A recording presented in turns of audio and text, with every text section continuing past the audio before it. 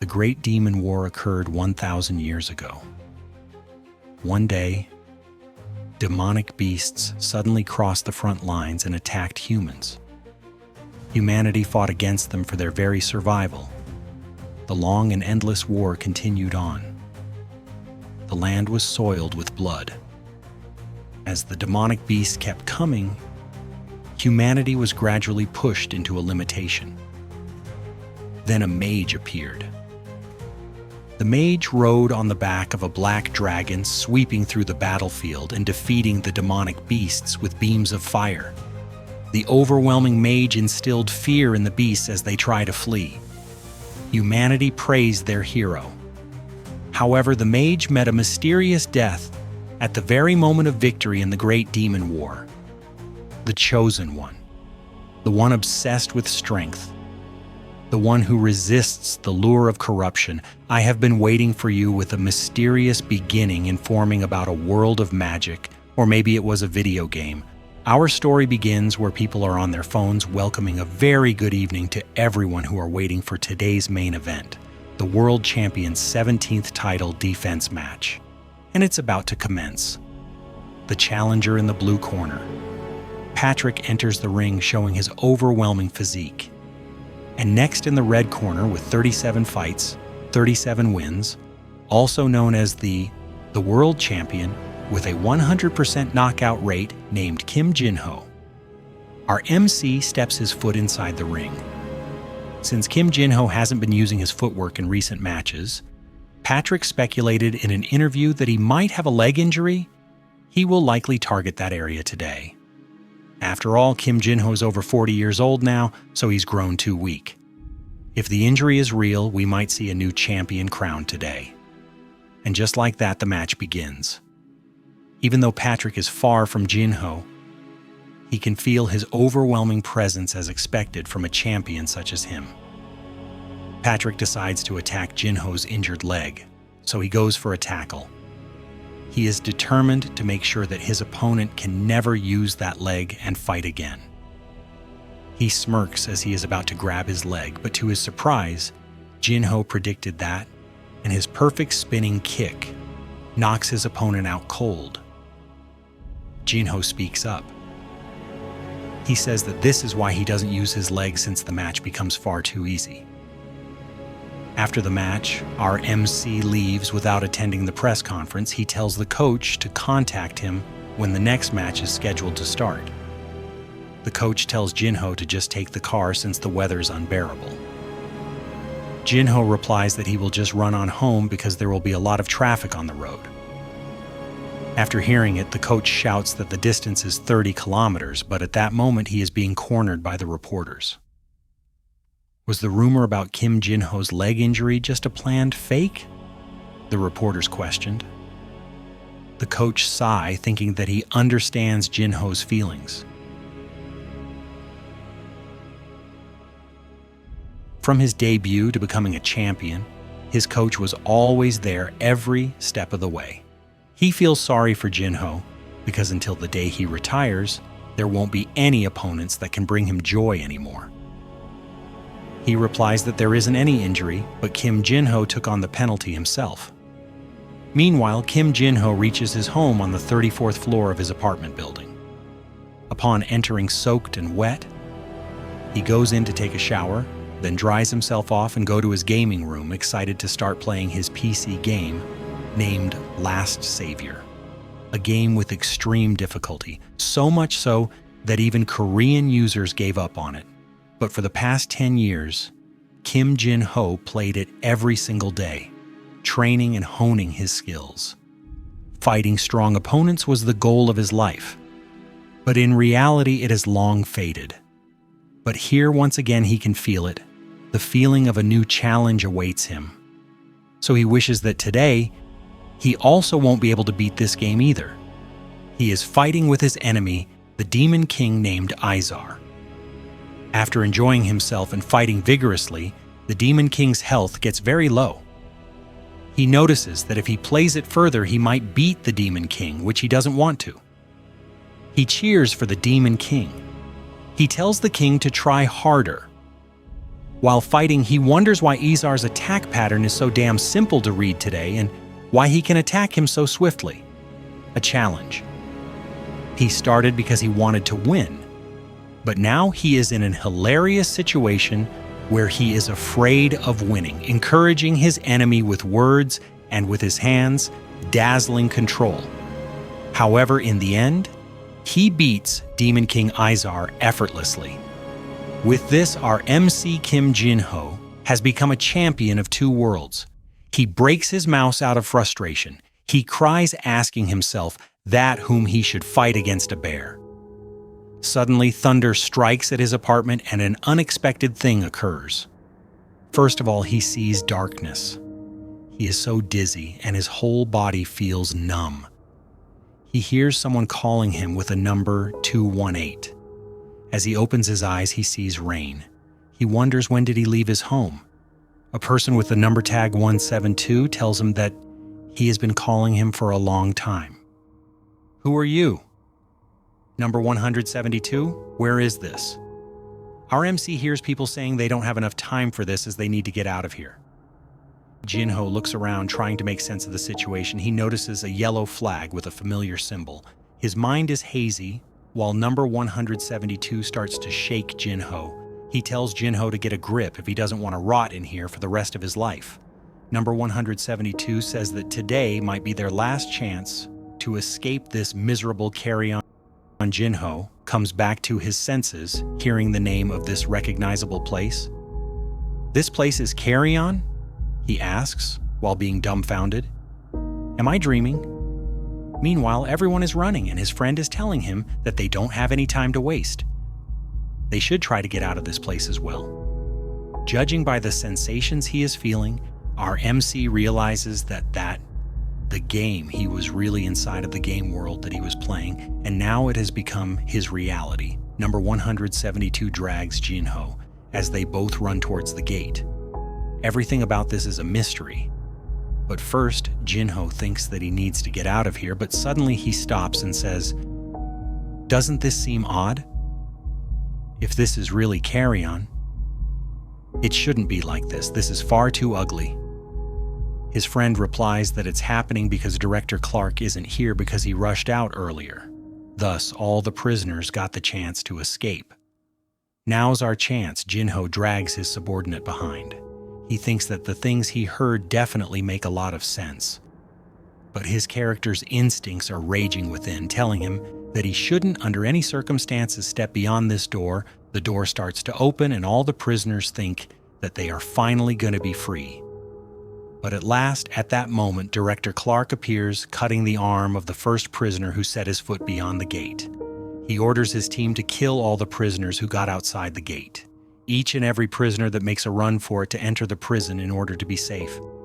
But they were all killed in a brief moment. The director orders the other remaining prisoners to round up and tells them not to move by seeing the dead bodies. Number 172 moves and vomit, covering his mouth with his hands. So he gets a beating from a guard. The guard says that from now on, anyone who moves will be cut down on the spot. Jin-ho sees that this place Carry-on is ruthless AF, even towards children. At this rate, another massacre could break out at any moment, and if that happens, he will have no choice but to fight. The director stands in front of him. Looks like I was lucky. Or rather, were I just too cowardly to even run away? He asks, while calling Jin-ho's character by his family name, Arahan. Lastly, before leaving, the director says that Arahan will regret surviving today, and he will be looking forward to it. After Clark's departure, Jin-ho gets shocked to hear the name Arahan 1 week into his life at the labor camp. There is only one daily routine here, which is stacking stone towers. A meaningless task designed solely to torment the prisoners. After spending a few days in this body, he has discovered a few things. First of all, this body is far too damn fragile. Just lifting a single stone leaves him gasping for air. His age is roughly 15, and another thing he is worried about is magic. He tried secretly casting a spell at night, but got no results. And since the Arahan family is one of the greatest mage bloodlines, for him to be incapable of using magic, despite being an Arahan, is rather unsettling. Maybe that's why he was abandoned here in the fucking first place.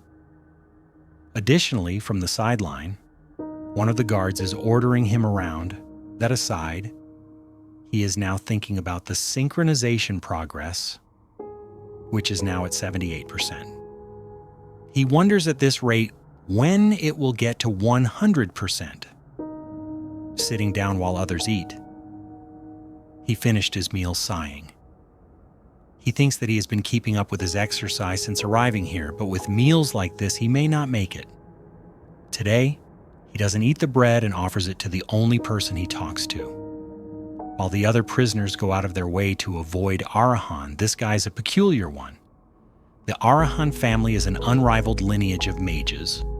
There's a certain rumor about Arahan's signature crimson eyes, that those red eyes are a curse brought upon them for slaughtering too many people, and that anyone who locks eyes with them is doomed to die.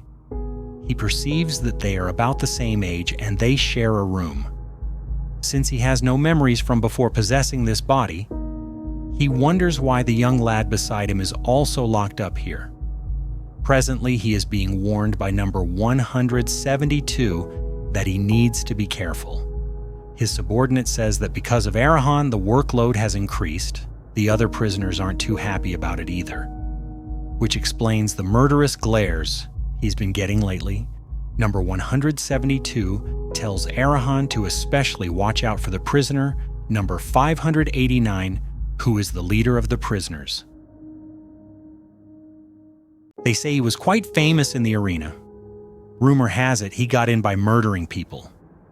Then wouldn't hanging around me put you in danger too?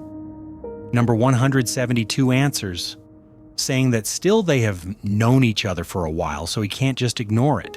Zed tells his friend to go somewhere else for now since he will just get in the way. Because of the situation, he was worried about him. Just now, Zed knows that it looks like it's about to go down. Number 172 looks forward and sees that prisoner number 589 with his despicable followers has appeared in front of them. The leader looks angrily at our MC since he heard that their workload has increased just because of him. Zed speaks up saying, "Is that so?" Suddenly, the leader's fist is moving toward Zed's face at a fast speed. Zed sees the fist, then dodges it. Number 172 looks in surprise with beads of sweat.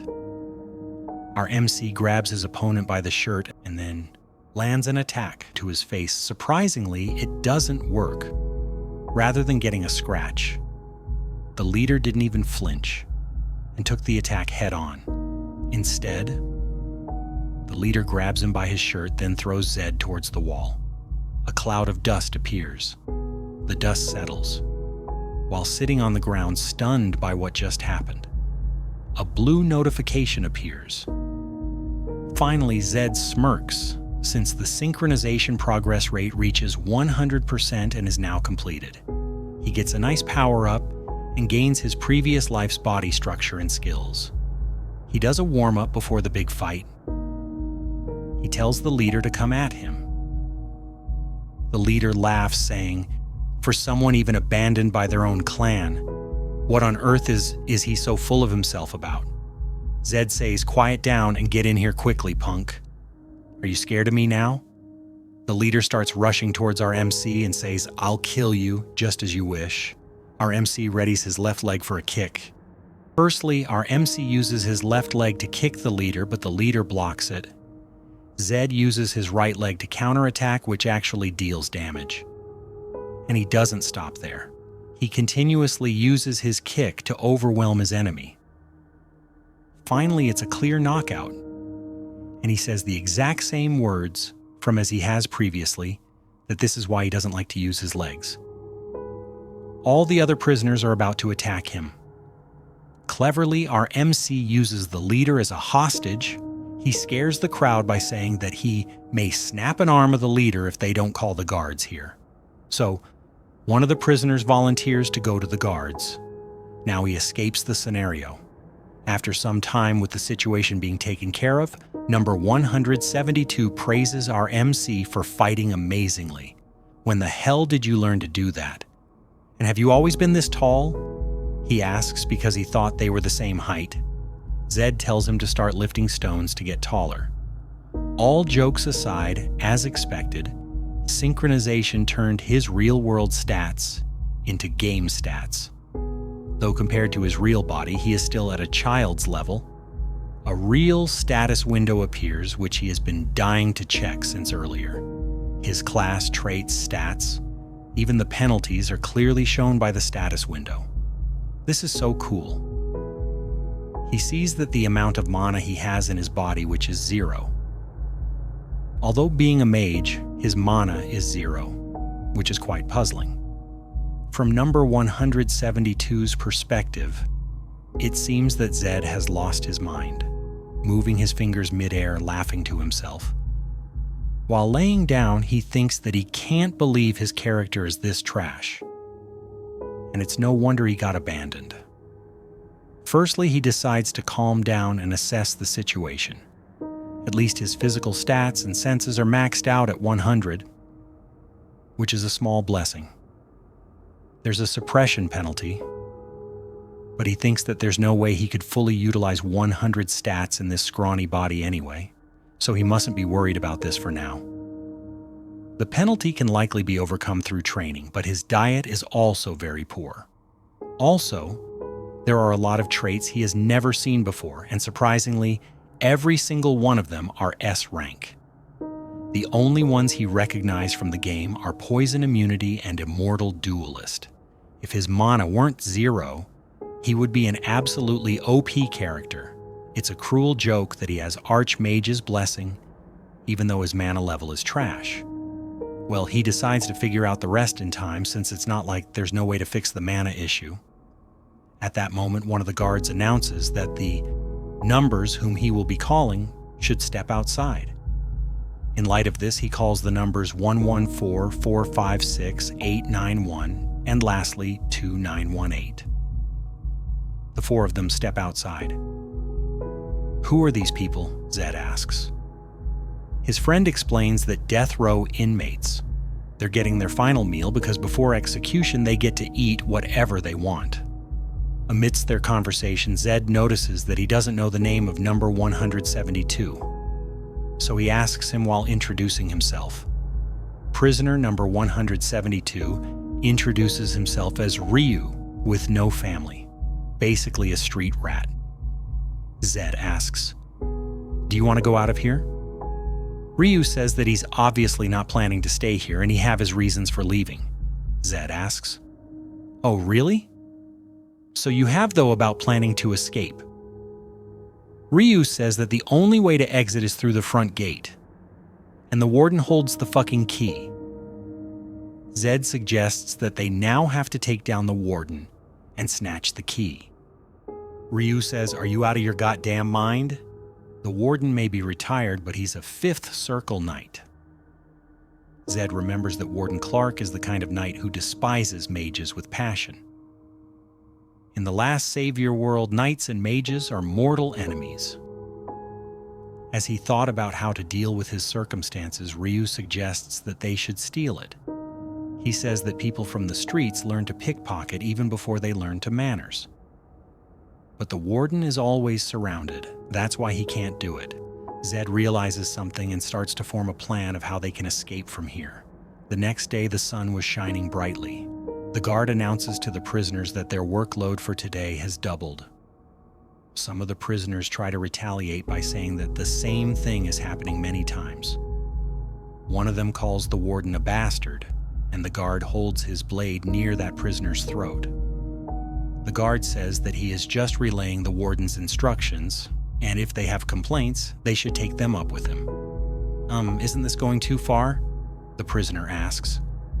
"What's the reason for all this?" the guard repeats as his eyes point at Zed. "Don't you know whose fault this is yet?" Everyone stares at Zed, and the guard steps out for a smoke. Ryu says that the situation is getting bad, but Zed tells him to stay back. Zed realizes that bastard Clark is openly inciting a riot since he can't attack a single prisoner outright. So he's trying to use the prisoners to kill me, and the guards are also in on it. That's why he can't let this slide, just like he did yesterday. Meanwhile, Ryu runs away while worrying about Zed.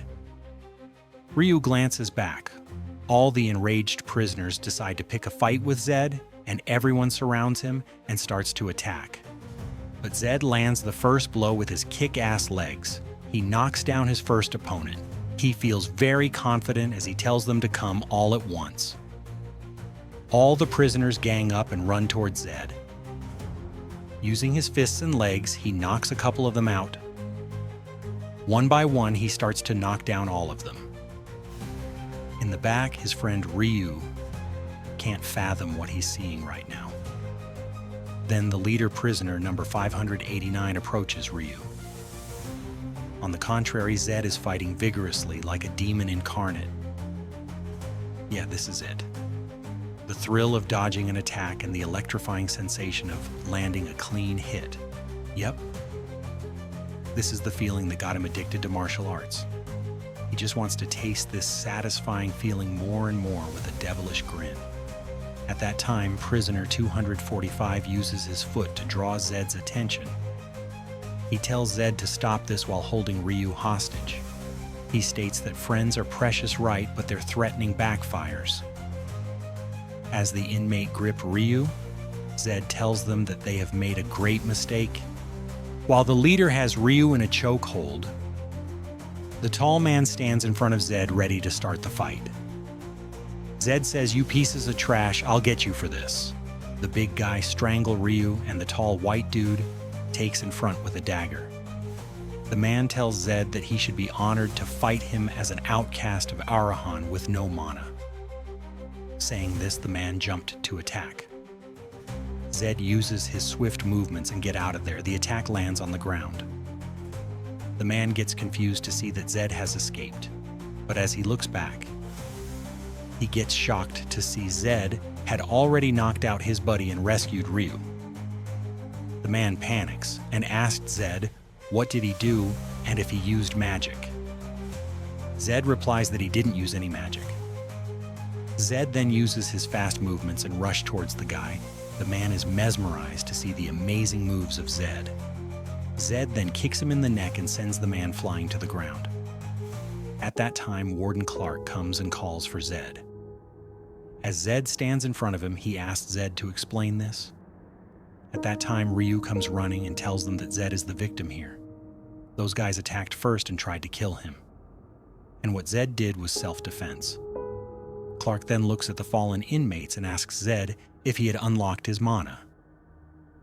Zed shows some attitude and says, "Who knows?" This made the warden angry. The warden releases his aura, in which subdued all the inmates. Ryu can't stand the pressure and he falls on the ground, finding it hard to breathe. However, a shocking event unfolds. The warden's presence did not have any effects on Zed.